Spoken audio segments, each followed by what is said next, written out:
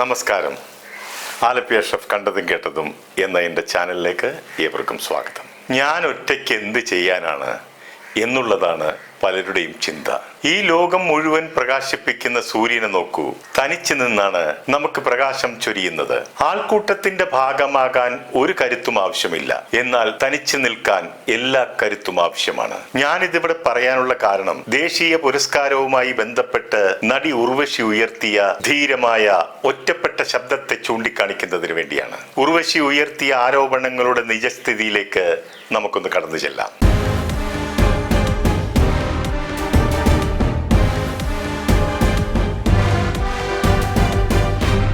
ആവശ്യമുള്ള കാര്യങ്ങൾക്ക് ആവശ്യമായ സമയത്ത് ശബ്ദമുയർത്തുമ്പോഴാണ് അവർ നിലപാടുള്ളവരായി മാറുന്നത്.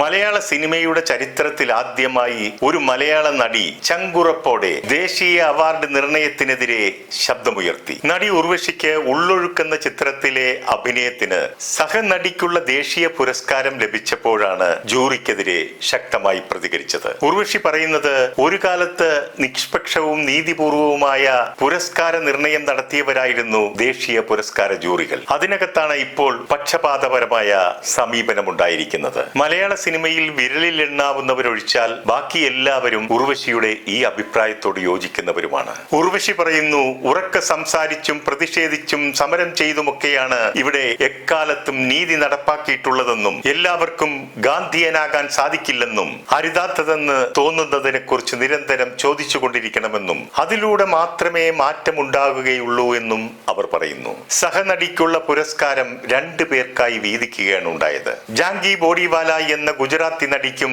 ഉർവശിക്കും. ഉർവശി പറയുന്ന മറ്റൊരു കാര്യം, അവാർഡ് നിർണയത്തിന്റെ മാനദണ്ഡങ്ങൾ എന്താണെന്ന് അവാർഡ് ജൂറി വിശദീകരിക്കേണ്ടതായിട്ടുണ്ട്. കൂടാതെ ആട് ജീവിതം പോലുള്ള പടവും അതിലെ അഭിനേതാവിനെയും എന്തുകൊണ്ട് തഴഞ്ഞു എന്നുള്ള കാര്യവും ജൂറി വിശദീകരിക്കേണ്ടതുണ്ട്. അല്ലാതെ ഞങ്ങൾക്ക് തോന്നിയതുപോലെ കൊടുക്കും, എല്ലാവരും വന്ന് വാങ്ങിക്കൊള്ളണമെന്ന നിലപാട് തുടർന്നു പോയാൽ അർഹിക്കുന്ന പലരും പിന്തള്ളപ്പെടും. തരുന്നത് സന്തോഷത്തോടെ വാങ്ങിക്കൊണ്ടു പോകാൻ പെൻഷൻ കാശൊന്നുമല്ലല്ലോ തരുന്നത്. ഉർവശിയുടെ ഈ അഭിപ്രായങ്ങളെ നിസാരമായി തള്ളിക്കളയേണ്ടതോ ഒറ്റപ്പെട്ട ശബ്ദമായി മാറ്റി നിർത്തപ്പെടേണ്ടവയോ അല്ല.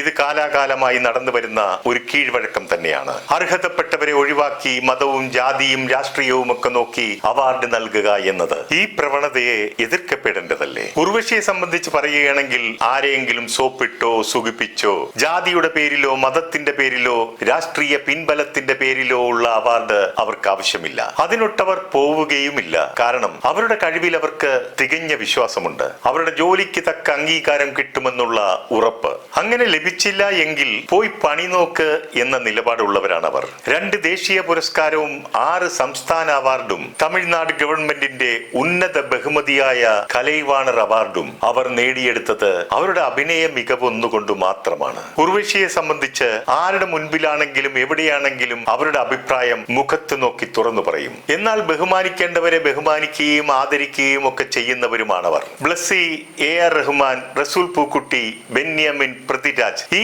കോമ്പിനേഷനിൽ നിന്നുമുണ്ടായ ഒരു ചിത്രമാണ് ആടുജീവിതം. 16 വർഷങ്ങൾ ഇന്ത്യൻ സിനിമയിൽ ഒരു സംവിധായകനും ഒരു ചിത്രം പൂർത്തീകരിക്കാൻ വേണ്ടി 16 വർഷങ്ങൾ കാത്തിരുന്നിട്ടില്ല. പൃഥ്വിരാജ് എന്ന നടന്റെ ജീവിതത്തിൽ നജീബിനെ പോലെ ഒരു കഥാപാത്രം ഇനി സംഭവിക്കുവാനുമിടയില്ല. മെലിഞ്ഞുണങ്ങിയ എല്ലുന്തിയ ശരീരവും ചുവന്നു മങ്ങിയ പല്ലും കലങ്ങിയ കണ്ണുമായി നിൽക്കുന്ന നജീബിനെ കണ്ട ലോക സിനിമയിലെ ഉന്നത വ്യക്തിത്വങ്ങൾ പറഞ്ഞത് വിസ്മയം, അസാധ്യം, അവർണ്ണനീയം ആടുജീവിതം എന്നാണ്. ഇവിടെ മേജർ രവിയെ പോലെ സിനിമയെക്കുറിച്ച് വിവരമുള്ള അതിലെ കഷ്ടപ്പാടുകളെ കുറിച്ച് അറിയാവുന്ന ആൾ പറഞ്ഞത്, പൃഥ്വിരാജ് ഒത്തിരി മെലിഞ്ഞു, കഷ്ടപ്പെട്ടു, കഥാപാത്രത്തിന് വേണ്ടി താടി വളർത്തി എന്നൊക്കെ പറഞ്ഞാൽ അവാർഡ് കൊടുക്കാനാവില്ല. മേജർ രവിയുടെ ഈ പരാമർശം വേദനിപ്പിച്ചത് പൃഥ്വിരാജിന്റെ മാതാവിനെ മാത്രമല്ല, അതിൽ വർക്ക് ചെയ്ത ടെക്നീഷ്യന്മാരെയും ആർട്ടിസ്റ്റുകളെയും ഒപ്പം നല്ല സിനിമയെ സ്നേഹിക്കുന്ന പ്രേക്ഷകരെയുമാണ്. കേവലം ഒരു രാഷ്ട്രീയ ലാഭത്തിന് വേണ്ടി ഒരു നല്ല നടനെ, ഒരു നല്ല ചിത്രത്തെ തരം താഴ്ത്തിയത് ഒട്ടും ശരിയായില്ല. മേജർ രവിക്ക് തീർച്ചയായും അറിയാം പൃഥ്വിരാജ് അവാർഡിന് അർഹനായിരുന്നു എന്ന്. അതിനെ നിസാരവൽക്കരിച്ചതിന്റെ പിന്നിൽ അദ്ദേഹത്തിൻ്റെതായ രാഷ്ട്രീയവുമുണ്ട്. അത് അരിയാഹാരം കഴിക്കുന്ന എല്ലാവർക്കും മനസ്സിലാകുന്നതുമാണ്. ഇനി എമ്പുരാന്റെ കാര്യമെടുത്താൽ കലയെ കലയായി കണ്ടിരുന്നുവെങ്കിൽ മേജർ രവിയിൽ നിന്നും ഇത്തരമൊരു അഭിപ്രായം വരില്ലായിരുന്നു. കലാപരമായി കഴിവുള്ള ബ്ലസ്സിയേക്കാൾ മേന്മയുള്ള ഒരു സംവിധായകനായിരുന്നു കേരള സ്റ്റോറി ചെയ്ത സംവിധായകൻ. അവിടെയും ജാതിയും മതവും രാഷ്ട്രീയവും നോക്കിയല്ലേ ആ അവാർഡ് നൽകിയത്. ഒരുക്കിയത്. ആടുജീവിതം ഓസ്കാർ ലിസ്റ്റിൽ ആദ്യം ഇടം നേടിയ പടമാണെന്ന് ഓർക്കണം. നമ്മുടെ സംസ്ഥാനത്തിന്റെ 7 അവാർഡുകളാണ് അതിന് ലഭിച്ചത്. പൃഥ്വിരാജ് എന്ന വ്യക്തിയോടുള്ള വൈരാഗ്യം കാരണം നജീബ് എന്ന കഥാപാത്രത്തെ മാത്രമല്ല ആ ചിത്രത്തെ പൂർണ്ണമായും ഒഴിവാക്കി. ഇന്ത്യൻ സിനിമ ഇന്ന് വരെ കണ്ടിട്ടും കേട്ടിട്ടുമില്ലാത്ത ശബ്ദവിന്യാസമാണ് റസൂൽ പൂക്കുട്ടി എന്ന ഓസ്കാർ ജേതാവ് ആ ചിത്രത്തിന് വേണ്ടി ഒരുക്കിയത്. മണലാരണ്യത്തിൽ വീശിയടിക്കുന്ന കാറ്റിൽ നജീബിന്റെ ഷർട്ട് ആടി ഉലയുന്ന ശബ്ദവും അകലെ നിന്ന് കേൾക്കുന്ന നേർത്ത ശബ്ദങ്ങളും മണൽപ്പാമ്പിന്റെ ഇഴയുന്ന ശബ്ദം മുതൽ നാട്ടിലെ മഴത്തുള്ളിയുടെ ശബ്ദം വരെ വളരെ സൂക്ഷ്മതയോടെയും ശ്രദ്ധയോടെയുമാണ് റസൂൽ പൂക്കുട്ടി ഒരുക്കിയിരുന്നത്. മറ്റൊരു ഓസ്കാർ ജേതാവായ AR റഹ്മാൻ 25 വർഷങ്ങൾക്ക് ശേഷമാണ് ഒരു മലയാള സിനിമയ്ക്ക് വേണ്ടി കഠിനാധ്വാനം ചെയ്യുന്നത്. അദ്ദേഹത്തിന്റെ പെരിയോനെ റഹ്മാനെ എന്ന മികച്ച ഗാനം ഒരുപക്ഷെ ജൂറിമാരെ അസ്വസ്ഥതപ്പെടുത്തിയിട്ടുണ്ടാകാം. ദേശീയ പുരസ്കാരം ആടുജീവിതത്തെ അവഗണിച്ചപ്പോൾ നഷ്ടമായത് ദേശീയ പുരസ്കാരത്തിന്റെ വിശ്വാസ്യതയാണെന്ന് മനസ്സിലാക്കുക.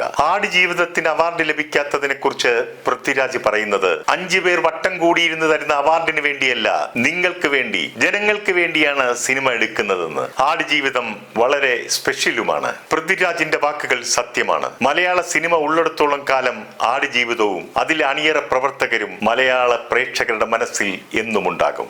എമ്പുരാൻ എന്ന സിനിമ ദേശവിരുദ്ധ സിനിമയും കേരള സ്റ്റോറി എന്ന സിനിമ ദേശസ്നേഹ സിനിമയുമാകുമ്പോൾ നിഷ്പക്ഷമായി ചിന്തിക്കുന്നവർ ഇവിടെയാണ് മനസ്സിലാക്കുന്നത്, അഭിനയ മികവോ കലാമൂല്യമോ സാങ്കേതിക മികവോ ഒന്നുമല്ല ഒരു ചിത്രത്തിന്റെ മേന്മയെ വിലയിരുത്തുന്നത്. ജാതിയും മതവും രാഷ്ട്രീയവും ഒക്കെയാണെന്ന് നമുക്ക് നിസ്സംശയം പറയാം. ഇവിടെയാണ് ഉർവശി പറഞ്ഞ വാക്കുകളുടെ പ്രസക്തി. പുരസ്കാര നിർണയത്തിന്റെ മാനദണ്ഡം അവാർഡ് ജൂറികൾ വിശദീകരിക്കണമെന്ന്. ഇവിടെ ഉർവശി ഉയർത്തിയ ശബ്ദം ഒറ്റപ്പെട്ട ശബ്ദമായി തന്നെ നിലകൊള്ളുകയാണ്. അഭിപ്രായം തുറന്നു പറഞ്ഞാൽ ഒരുപക്ഷെ നാളെ അവാർഡ് കിട്ടാൻ സാധ്യതയുണ്ടെങ്കിൽ അത് കിട്ടില്ല എന്ന പേടി കൊണ്ടായിരിക്കണം ഉർവശി പറഞ്ഞ കാര്യങ്ങളെ ആരും പിന്താങ്ങി അഭിപ്രായം പറയാതിരുന്നത്. ഉർവശിയുടെ നിലപാടുകൾ ഇന്ന് സമൂഹത്തിന് ആവശ്യമുള്ളതും ആർജവമുള്ളതുമാണ്. താരസംഘടനയായ അമ്മയുടെ തിരഞ്ഞെടുപ്പിൽ എന്തുകൊണ്ട് മത്സരിച്ചില്ല എന്ന് ഒരു അവതാരകയുടെ ചോദ്യത്തിന് ഉർവശി പറഞ്ഞ മറുപടി, നല്ലതെന്ന് തോന്നുന്ന തീരുമാനങ്ങൾ ആർജവത്തോടെ എടുക്കാൻ ഉതകുന്ന രീതിയിലല്ല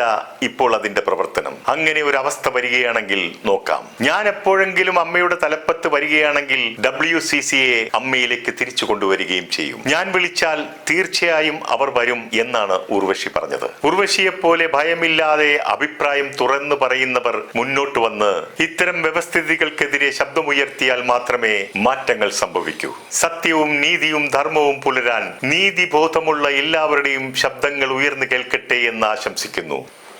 സത്യം നഗ്നമാണ്. എന്നാൽ ലോകം ഇഷ്ടപ്പെടുന്നത് അലങ്കാരങ്ങൾ ചേർത്ത നുണകളെയാണ്. ഒരു രത്നത്തിന്റെ വിലയേറിയാത്ത മൂർഖന്റെ മുൻപിൽ അത് വെറുമൊരു കല്ല് മാത്രമാണ്. ഈ എപ്പിസോഡിനെ കുറിച്ച് നിങ്ങളുടെ അഭിപ്രായം എന്തു തന്നെയായാലും അത് കമന്റായി രേഖപ്പെടുത്തുക.